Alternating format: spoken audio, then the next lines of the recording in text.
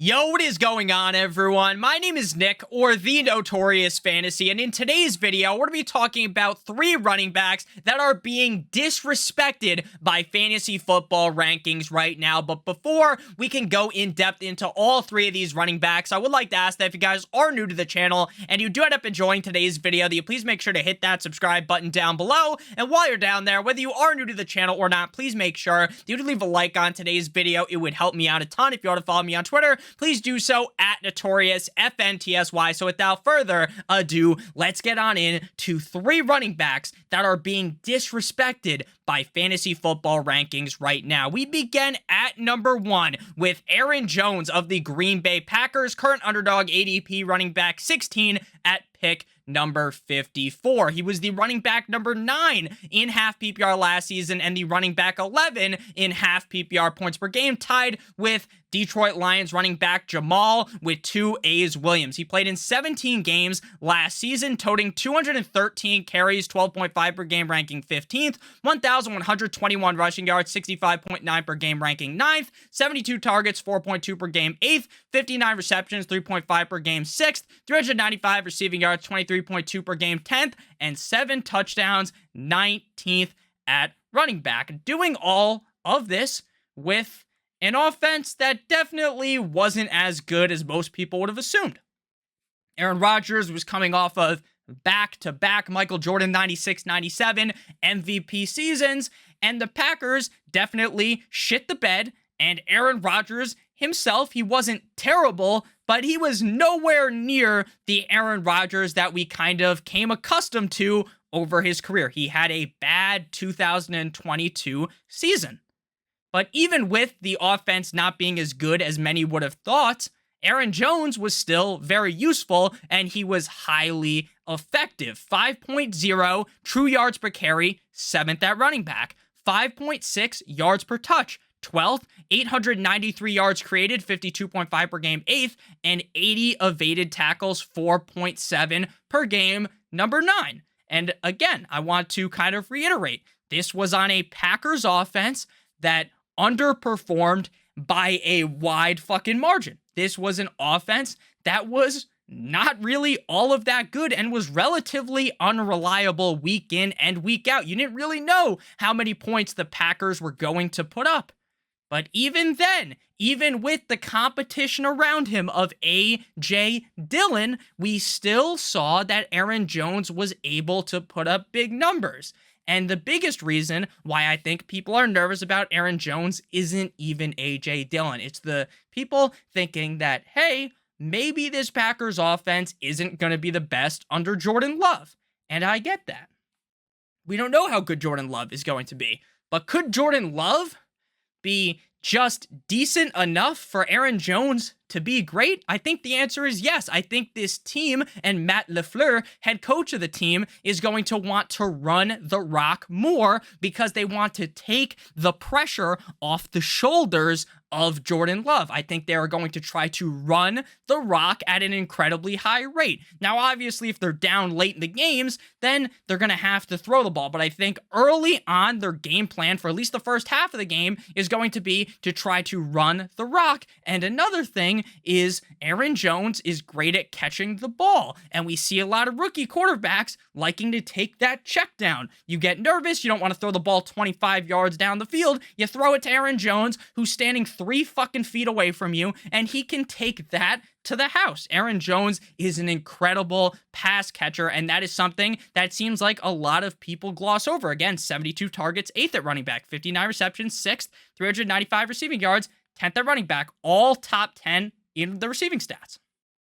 Again, I understand A.J. Dillon is still there, and I like A.J. Dillon at value in fantasy football because if something was to happen to Aaron Jones, knock on wood, we don't root for injuries, A.J. Dillon could be a league winner, and even if Aaron Jones doesn't get hurt, A.J. Dillon will still have some solid weeks. But at the end of the day, at RB16, it feels like we are really discrediting Aaron Jones's upside as that top 12, maybe even a top 8, top 5 running back in fantasy football. So I think right now, the ADP, the fantasy football rankings are very much discrediting Aaron Jones. Moving to player number 2, we have David Montgomery of the Detroit Lions, current underdog ADP, running back 28 at pick 87.1. He was the RB 23.5 PPR last season and the running back 27.5 PPR points per game, tied with Rashad Penny. Playing in 16 games last year as a Chicago Bear, he had 201 carries, 12.6 per game, number 22, 801 rushing yards, 50.1 per game, number 27, 40 targets, 2.5 per game, number 27, 34 targets, 2.1 per game, or 34 receptions, I should say, 2.1 per game, 15th, 316 receiving yards, 19.8 per game, 15th, and 6 total touchdowns, 22nd at running back. Now, his efficiency stats, the true yards per carry, yards per touch, weren't the best, but this guy's a very shifty running back. 34.5% juke rate, 9th, 81 evaded tackles, 5.1 per game, 8th, and he had a terrible 50.4 run blocking ranking, rating 50th at the running back position. So even though David Montgomery didn't have this momentous year, the Bears' offensive line wasn't doing him anything. They were basically as useful as a fucking broken condom, right? They were terrible, and you would remember that if you just think back last year to a lot of those crazy Justin Fields plays. The guy's running around like a chicken with his fucking head cut off behind the offensive line, trying to get away from the defenders, trying to destroy him behind the offensive line, because the offensive line spreads like the Red Sea for Moses, okay? So the offensive line last year in Chicago was bad. The Lions' offensive line is actually pretty good. Now, you might be thinking, Nick, you just talked about how much you love Jahmyr Gibbs in yesterday's video. And that is a fact. I do love Jahmyr Gibbs because of that pass catching upside. But would it shock anyone that as the RB 28 off the board at pick 87.1, if David Montgomery fell ass backwards into 10 touchdowns next season, if he fell into getting maybe 200 carries next season and he rushes for almost 1,000 yards, Jahmyr Gibbs is still really good because he's catching all the passes. But David Montgomery gets that in between the tackle work when they're knocking on the door of the red zone. David Montgomery tags into the game WWE style, and Jamal Williams is himself into an amazing season. Now, am I saying that David Montgomery is going to score 7 zillion touchdowns like Jamal Williams did last year?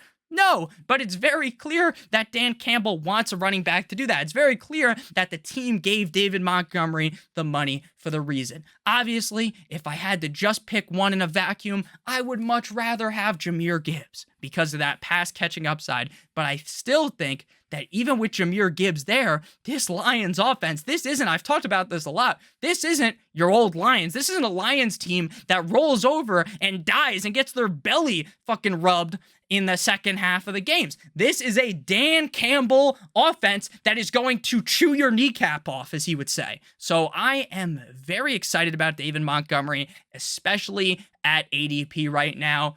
And again, he's another guy, kind of like A.J. Dillon, who we just talked about with Aaron Jones. If something was to happen to Jahmyr Gibbs, knock on wood, not rooting for injuries, but David Montgomery could, in a way, be a top 10 running back in fantasy football with how good that Lions offense is being given the workhorse role. But before we move into running back number 3, I would like to give you guys a quick word from our friends and our sponsor over at Underdog Fantasy. We have talked about Underdog Fantasy this whole video. Now, Underdog Fantasy is the best place to play best ball fantasy football this summer. Fantasy football is obviously all of our favorite games. We love fantasy football. Best ball is the best part about fantasy football. It's the draft. That's it. It's an 18-round draft. You don't have to worry about waiver wires, trades, or in-season management because at the end of every week, Underdog automatically puts the highest scores into your lineup. They also have the biggest best ball contest out there, $25 to enter, $3 million to first place. If you're thinking, hey, I'm new to Underdog Fantasy, I want to use your promo code Notorious, I want to click on the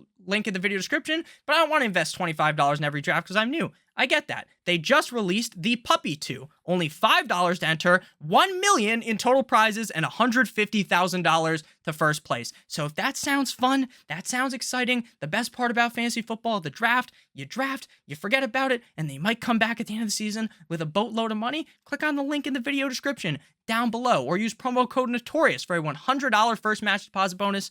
So you deposit $100, you get an additional 100. If you deposit 50, you get an additional 50. So it's up to $100. You deposit 25, you get an additional 25. Again, make sure you guys check that out. Link in the video description. I only talk about websites that I actually use. I love Underdog Fantasy. So my number 3 running back that is being disrespected right now by fantasy football rankings is Antonio Gibson of the Washington Commanders. Left hand up. Who are we? The Commanders. Underdog ADP running back 38 at pick 116.5. Last year, running back 30.5 PPR, running back 33.5 PPR points per game, tied with Tyler Algier. Now, if you guys watched my videos last year, you would have known that I was completely off of Antonio Gibson. I was full fading Antonio Gibson like it was my fucking job because I didn't like where his ADP was. I thought people were too highly drafting Antonio Gibson. But now Antonio Gibson's running back 38. He's picked 115, 120, 125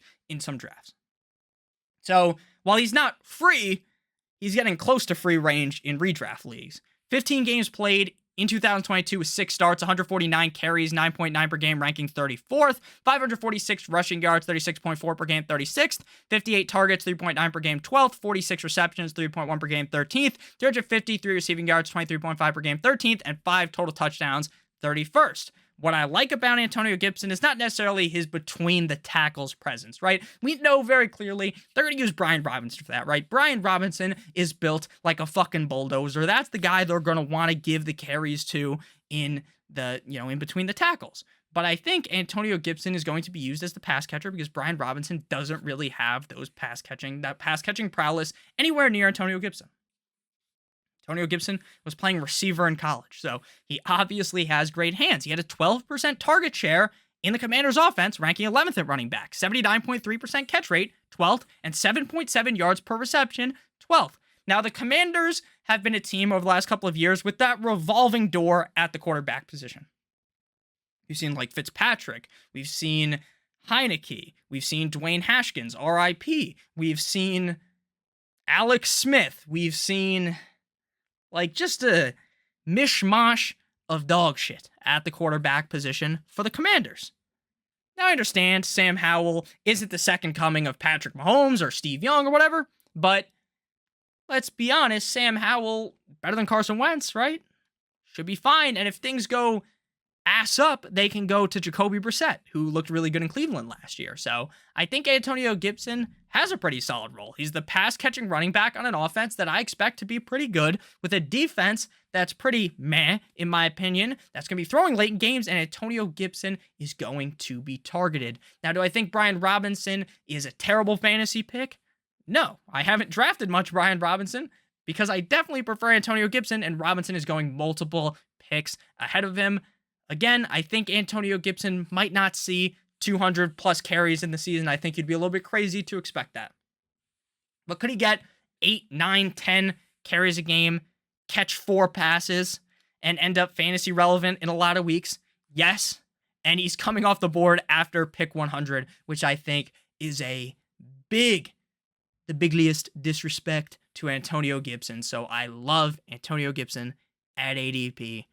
And I even like him a little bit higher than that because, again, I think he's being disrespected by the ADP, by the fantasy football rankings. Thank you guys all so much for watching. If you did end up enjoying, make sure you hit that subscribe button down below as well as hitting that like button. Leave me a comment down below. Who do you think is a running back that's being disrespected in a big way by fantasy football rankings, by ADP right now? I love you guys all so much. I hope you have a great rest of your guys' day.